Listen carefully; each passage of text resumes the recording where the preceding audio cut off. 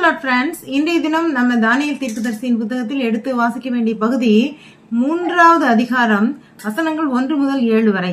இந்த பகுதியில என்ன சொல்லியிருக்காங்க அப்படின்னா, நேபுகாத்நேச்சர் தான் ராஜான்னு நமக்கு எல்லாருக்கும், பாபிலோன் எல்லாத்தையுமே, பாபிலோனை சம்பந்தப்பட்ட அனைத்து ராஜ்யங்களுக்கும் அவர் பெரிய ராஜாவா மாவீரரா அவர் இருக்கிறாரு.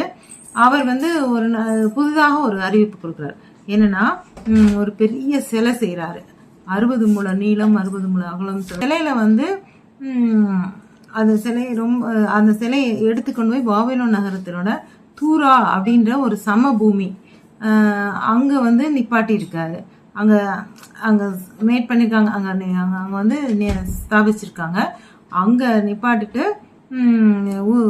எல்லா தேசத்திலையும் அவருடைய ஆட்சியின் கீழ் உள்ள எல்லா தேசாதிபதிகள்,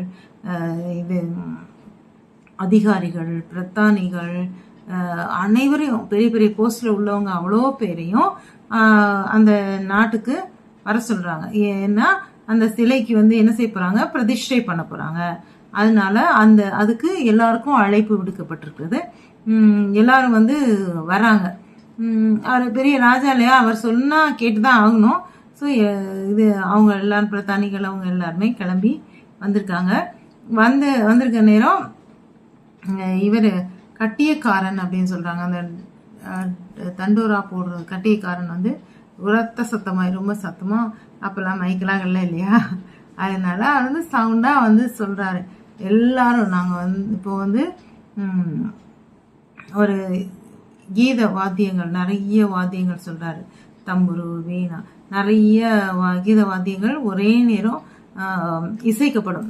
இசைக்கப்படும் போது அனைவரும் ஒரே நேரமா, இல்ல அதிகாரிகள், மக்கள், பிரதானிகள் எல்லாருமே அந்த சிலைக்கு முன்னாடி தாழ பணிந்து குனிந்து அதை வணங்கணும் அப்படின்னு சொல்லி தண்டோரா போடுறார். கட்டியக்காரன் சொல்றார்.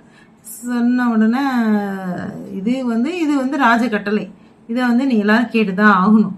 அதனால இதை கேட்ட எல்லாரும் அந்த மாதிரி இசைக்கப்படும் போது, அனைத்து சுரமண்டலம், அனைத்து விதமான வாத்தியங்களும் இசைக்கப்படும் போது எல்லாரும் ஒரே நேரம் அந்த சிலைய குனிந்து பணிந்து தாழ்மையோட பணிந்து வணங்குகிறார்கள்.